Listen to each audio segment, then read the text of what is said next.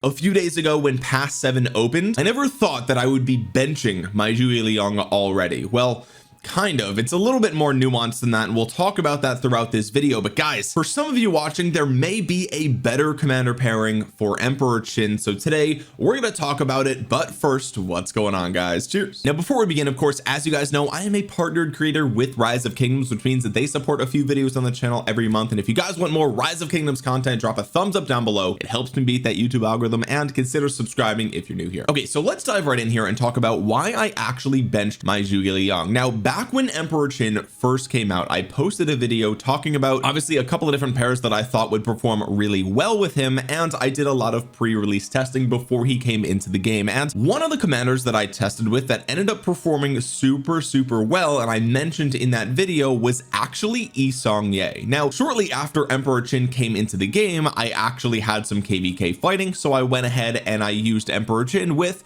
Zhuge Liang, because prior to Emperor Qin, Zhuge Liang was the strongest archer commander in Rise of Kingdoms, and he is still extremely strong, and we'll talk about that in this video. But that was the commander pair that pretty much everybody was running, and I thought that it was the safest commander pair to use right out of the gate with Emperor Qin. I didn't want to jeopardize my trades too much, so I just went with the safe option and paired these two together. And it makes sense, right? I mean, Zhuge Liang has a really strong 2000 damage factor circular 5 target AoE with a strong debuff. We also have a ton of extra health here, and we already have a lot of health on Emperor Qin as well, defense and some health. Where is it? Yeah, you have to scroll down. That's how big the skill is. He's got defense and health here, so that plus the skill damage bonus plus the fourth skill is another AoE. It just seems like a no-brainer, right? Like, these commanders are both so strong that you just pair them together and they work, right? Well, as I said before, my Pass 7 opened and I decided to test something out. I wanted to find a better pair for my Hua, right? Because as I've mentioned in my more recent video where I discussed my 5 best armies in Rise of Kingdoms, I said that my second cavalry army was underperforming the rest of my lineup by a pretty big margin, and I attributed that to Hua being a single target damage commander and just not outputting as much damage as lots of other commanders in the game. So I was trying to think of like, okay, well, what's a really strong AoE commander that I can pair with Hua, right? Well, I was thinking, like, in previous kvks I used Seong-Gye. Seong-Gye is a secondary to Hua. It makes a lot of sense. He gives him a lot of skill damage. He gives him a circular AoE. He also gives you a rage engine on top of the shorter rage requirement for a certain duration of the battle. And we have the museum relic for Seong-Gye, which gives you even more defense to Hua, which is crazy because he already has a ton, right?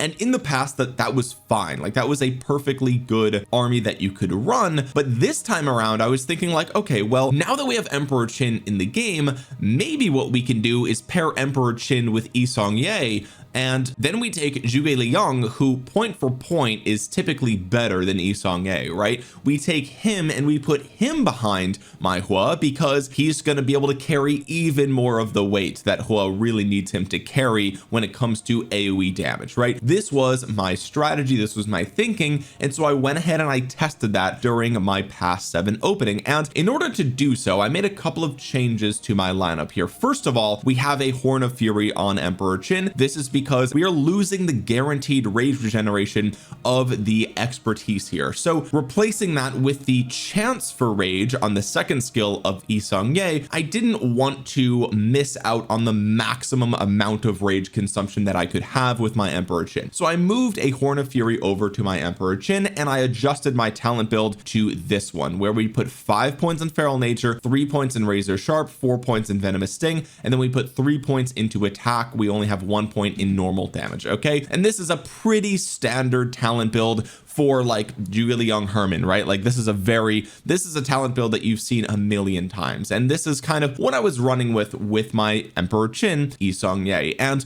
the results that I got absolutely shocked me, and it's completely changed what I feel like might be the best pairings for Emperor Qin. So let me just pull up some of the reports that I was getting at Pass 7, and I'm going to explain a little bit more as to what exactly is going on here, because I think the context is important. important, okay? But here we could see 3 million kill points to 232,000. Here's another one, 3.5 million kill points to 200,000. Here's another one, 2.3 million kill points to 200,000. Here's another one, this is 3 million kill points to 1.2 million kill points. That one's not as good. Now I'm going to go through some screenshots, and some of these screenshots there might be some duplicates in here just because I was kind of screenshotting frequently. But this one's 3.5 million to 200,000, 1.7 million to 167,000, 1.9 million to 154,000, 1 million to 200,000, 1.5 million to 172,000, 1.9 million to 311,000, 1.1 million to 93,000, 1.9 million to 362,000. I think you guys get the point. The reports that I have favorited here are not really cherry picked. I mean, these are some of the best, of course, but my point is that pretty much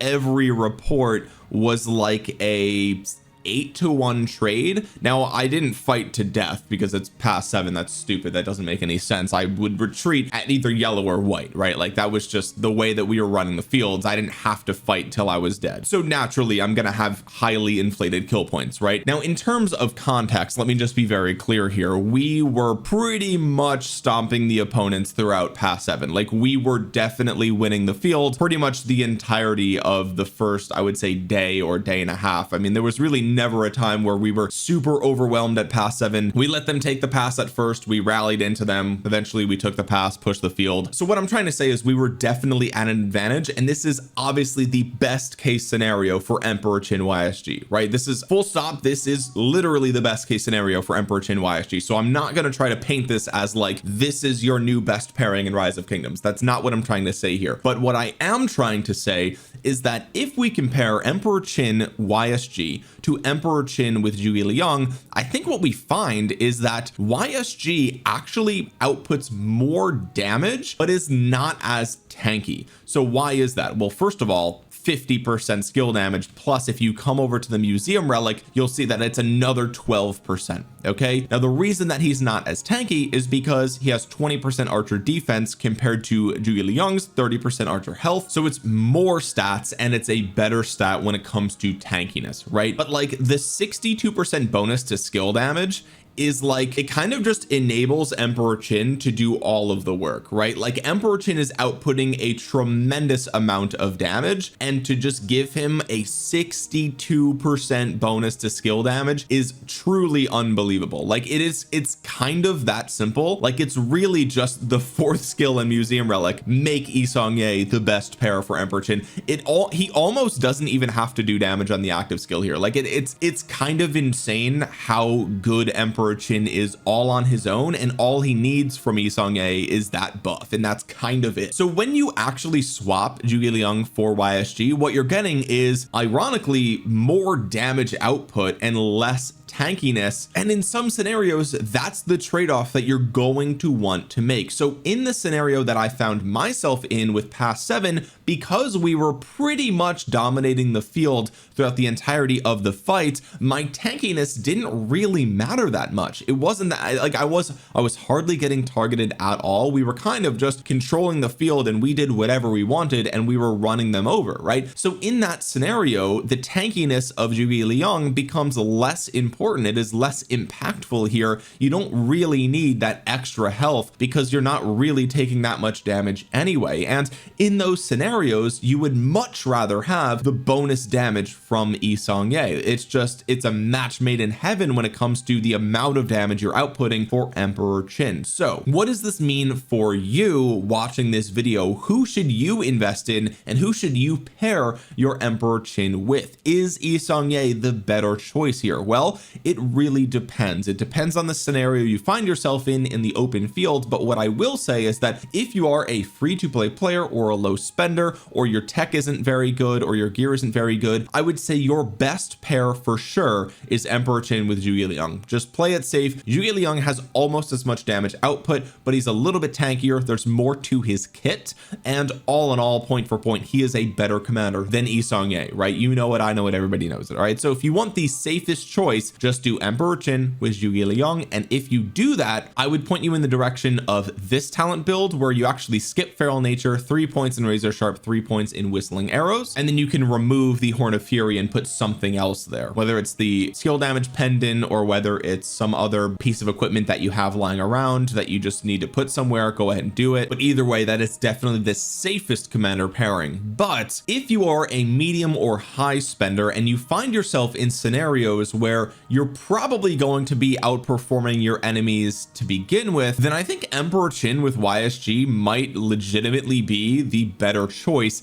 especially in KVKs where you can change the troop type of other commanders. So what do I mean by this? Well, like I said earlier, I benched my Zhuge Liang, but kind of not really. And for those of you that have been paying close attention, you'll notice I have something in the accessory slot here, and you'll notice that the skills reference cavalry health and cavalry damage bonus. So what that means is, of course, I have the Lancer's banner equipped to my Zhuge Liang to make him a cavalry commander. And like I said earlier in the video, I've been using him as a secondary with cavalry commanders, and I've been trying this out. And originally my idea was to do Joan of Arc primary with Zhuge Liang secondary. And the problem with this commander pairing, unfortunately, is that Joan of Arc is actually quite slow, which is kind of funny because she is a cavalry commander, but she only has 10% march speed and she gets 10% more outside of Alliance territory. But if you're often on Alliance territory, like for example, you control Pass 7 and you're running through the gate back and forth, like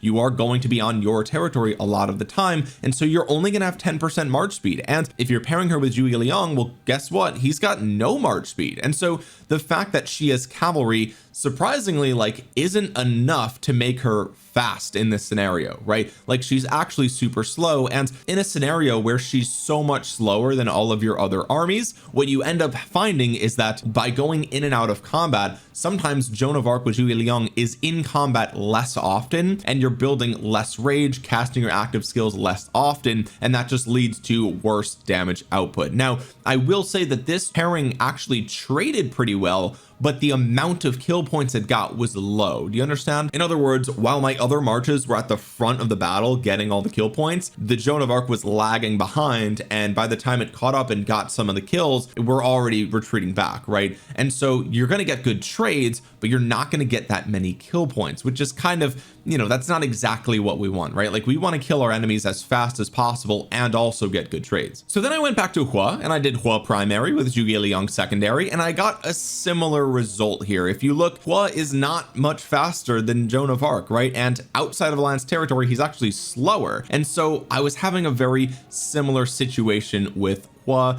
He doesn't have the AoE that Joan has. He's got more stats, however, so you still trade pretty well. And then finally, the dark horse, no pun intended, the commander that I did not expect to be better here was actually Nevsky. And I've spent a majority of 2025 trashing Nevsky, and now that we have the new KVK crystal tech, some of that trash talk has to be walked back, because realistically, even though Hua has a higher damage factor and he has more stats than Nevsky, Nevsky's stats are spread a little bit more evenly, and he actually has more march speed. So in this specific example where I actually need my cavalry to be faster, which is ironic because historically that is like literally never the case, right? So but in this one circumstance, I wanted my one cavalry commander to be as fast as possible because the secondary has no march speed. Nevsky actually ended up performing really well. Now, similar to Joan,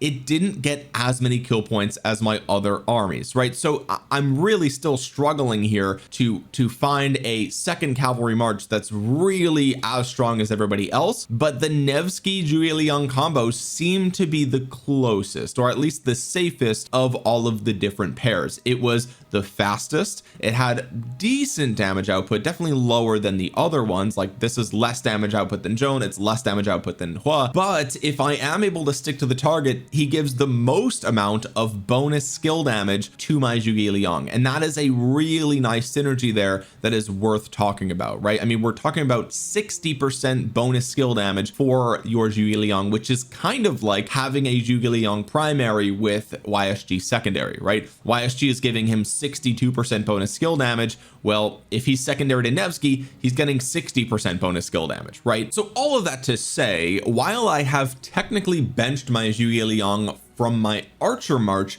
I am still using him in a cavalry march. And you know, who knows, maybe in this upcoming Kingsland fight I'm going to switch back to Emperor Qin with Zhuge Liang because the battles will be a little bit harder. That's totally possible. I'm not going to sit here and say that I'm forever benching Zhuge Liang, right? But I did find it interesting that for this example, my Emperor Qin with YSG simply performed better than my Emperor Qin with Zhuge Liang, and I think that that is a really important distinction to make. It means that there's a little bit more nuance when it comes to the choices you make with your commander pairings depending on the battle that you're going into, right? So again, just to recap everything, if you're going to go into an even fight or a fight where you're at a disadvantage, you probably want to go with Zhuge Liang. If you're going to go into a war where you've got the advantage, then you probably want to do Seong-Gye as the secondary because his damage output is just so insane. The other thing that we have to talk about here is what commanders you should be investing in as a newer player, right? Like, first of all, if you're a brand new player and you get YSG in the early game, should you swap him for Emperor Qin? I think the answer is still probably, right? Like, it's still better to have an expertise Emperor Qin than an expertise YSG, you know what I mean? But like in the early game, let's say you expertised YSG and you expertised Thutmose or Alexander the Great. Well, maybe you swap Thutmose or Alexander the Great to Emperor Qin, and then you just keep your YSG. You don't use him for a second swap, and then you just run these two, and you actually just completely skip Zhuge Liang altogether, right? And just start saving for whatever the next thing is, because, you know, let's be real, things typically only get worse for older commanders. There's obviously some exceptions, like Alexander the Great had a resurgence. YSG is kind of having his moment right now as we're talking about in this video, but I think you can make the argument that the investment in Zhuge Liang, if you're only running one archer march and you have Emperor Qin expertise and you have a YSG expertise, I think the argument to skip Zhuge Liang is actually pretty strong now if I'm really looking at the data. The other thing that's worth talking about, I know a lot of people have actually been discussing this, and that is the fact that Zhuge as a secondary to Emperor Qin is actually quite good as well. And this is especially true in things like altars, right, where you're only bringing one army to the battlefield. Zhuge has so much healing, and like we talked about in the video, Emperor Qin is pulling all of the heavy weight when it comes to dealing the damage. So you don't really need your Zhuge to deal that much damage because Emperor Qin is doing it all himself, and she gives you really nice march speed, which you don't get from pretty much any other commander that we've talked about in this video, and she's supportive with the expertise. I think a lot of people actually found that the Zhuge secondary in those altar fights is quite good. And what this means is if you're running, let's say, 3 archer marches, well, Zhuge actually might be a commander that you use now with your Emperor Qin, and then you could divide up your other archer commanders how you see fit. But guys, if you made it all the way to the end of this video, consider dropping a thumbs up. It really helps out the channel a ton. It helps me beat the YouTube algorithm, and while you're down there, consider subscribing to the channel and clicking the bell to be notified the next time I upload a Rise of Kingdoms video, and comment down below your favorite pairing for Emperor Qin. What commander pairing have you found is the best performing? With that being said, guys, thank you so much for watching. This has been Omniarch. I'll talk to you guys again soon. Peace.